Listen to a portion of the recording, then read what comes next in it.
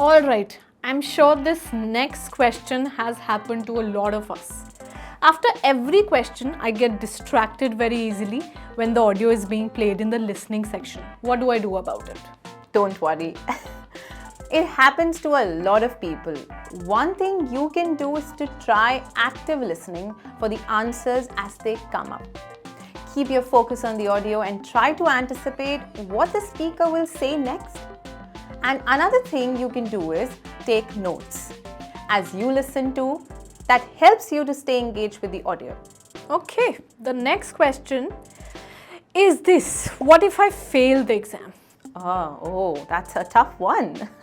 Failing the IELTS exam doesn't mean that that's the end of the world. You can always retake the exam and try again. Take the time to analyze where you went wrong and work on improving those areas. Remember, it's not about passing or failing, but about improving your language skills. And speaking of preparation, have you ever had students ask you whether they should take the IELTS on a computer or paper? Oh yeah, that's a common question. You know guys, honestly, it just comes down to personal preference. Some people like the convenience of taking it on a computer while others prefer the traditional paper format. There's not really much difference. Good point. Now, what about if a student misses what the IELTS examiner said? Well, if you miss something the examiner says during the speaking section, don't panic. Just politely ask them to repeat the question or the statement. It's better to clarify to make sure you understand what is being asked instead of, giving an incorrect response. Now, Manisha, when it comes to answering questions in the speaking section, any tips on how to do it most aptly and correctly? Well, my advice would be to try speak clearly and naturally and answer the questions directly. Use examples to support your answer and avoid repeating yourself or going off topic. Also, be confident and relaxed. It can help you speak more fluently and naturally. Now, Purti, what do you feel about students making spelling mistakes? If a student's answers in reading and listening are correct, but they have some spelling mistakes, will they still get marks? Well, that's a good question. Unfortunately though, the spelling mistakes can cost you marks. It's important to spell words correctly to show your proficiency in the language. But don't worry too much about it. Just, do your practice and be prepared. Practice your spelling beforehand. And you know what? In the reading section, you don't have to worry about it at all because you can just take the spelling from the reading passage.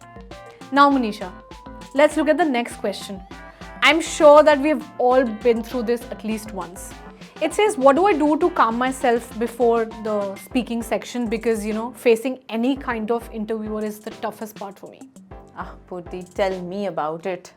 But nerves are definitely normal and you are not alone. It's completely normal to feel nervous before an interview or speaking exam, especially it's not something you're used to doing. Here are a few tips to help calm yourself down before the IELTS speaking section. Take some deep breaths and focus on your breathing for a few minutes. Visualize yourself doing well and feeling confident during the exam. Do a quick warm-up exercise to get your body and mind moving, such as stretching or maybe doing some light cardio. Practice speaking English with a friend or tutor beforehand to build your confidence and get comfortable with the language.